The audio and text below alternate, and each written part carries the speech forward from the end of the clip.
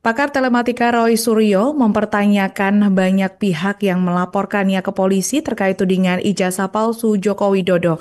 Setidaknya ada 6 laporan polisi atau LP terkait kasus ini yang ditangani Subdit Kemneng Disretkrimum Polda Metro Jaya. Roy Suryo mengaku bingung dengan perkara pelapor yang dinilai tidak memiliki hubungan darah dengan Jokowi. Untuk informasi selengkapnya akan disampaikan wartawan kami dari Tribun Jakarta, Anas Furkon.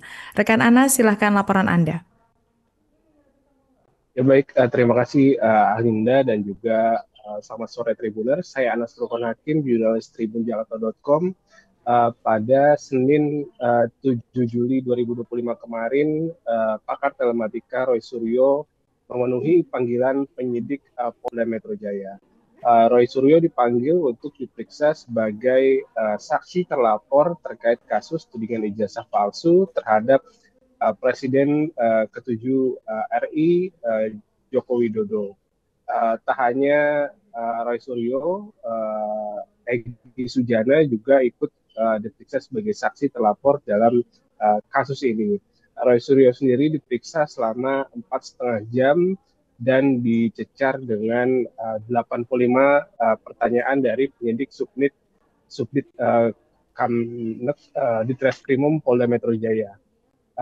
Namun Roy Suryo mengaku hanya menjawab beberapa pertanyaan dari penyidik Polda Metro Jaya dan selebihnya ia menolak untuk menjawab pertanyaan dari penyidik karena dianggap tidak sesuai dengan konteks atau perkara yang dilaporkan oleh pihak pelapor.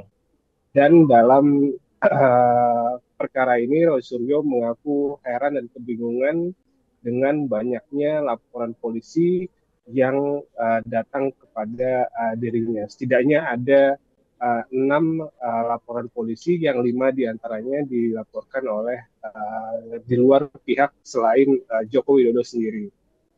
Ia juga mempersoalkan pasal 160 KUHP tentang penghasutan yang dimana menurut Roy Suryo harus korban sendiri yang harus melaporkan kasus atau perkara penghasutan tersebut.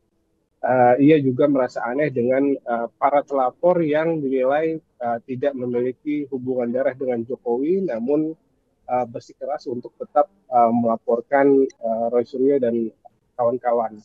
Dan pada Rabu besok di Mabes Polri, Roy Suryo mengaku akan menghadiri gelar perkara khusus yang dilakukan oleh penyidik gabungan dari Mabes Polri dan juga Polda Metro Jaya. Demikian Alinda yang bisa saya sampaikan, kembali ke studio.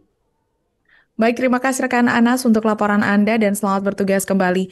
Untuk melengkapi keterangan kami, pemirsa, berikut wawancara bersama Roy Suryo, pakar telematika. Pasal penghasutan itu, 160 itu sudah ada putusan MK yang buat itu adalah menjadi delik material, bukan lagi delik formal.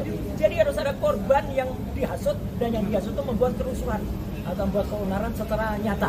Gitu. Jangan dibalik, jangan mereka yang buat kerusuhan, tapi orang lain yang kemudian merasa karena adanya dihasut oleh kamu. Jadi kan aneh sekali kalau kemudian itu kemudian pasal 28 ayat 2 yang kebetulan saat itu nyatakan kebetulan saya ikut mengawal undang-undang itu dan merancang undang-undang itu dari awal. Undang-undang ITE nomor 11 2008 direvisi menjadi undang-undang nomor 19 tahun 2016, direvisi lagi menjadi undang-undang 1 tahun 2024. Itu ketika saya berada di DPR Komisi 1, kami untuk mengawal. Jadi salah penerapan pasal itu 28 ayat 2 itu yang itu mentautkan teras sara.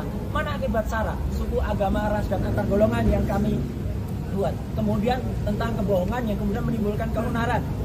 Download Tribun X sekarang, menghadirkan lokal menjadi Indonesia.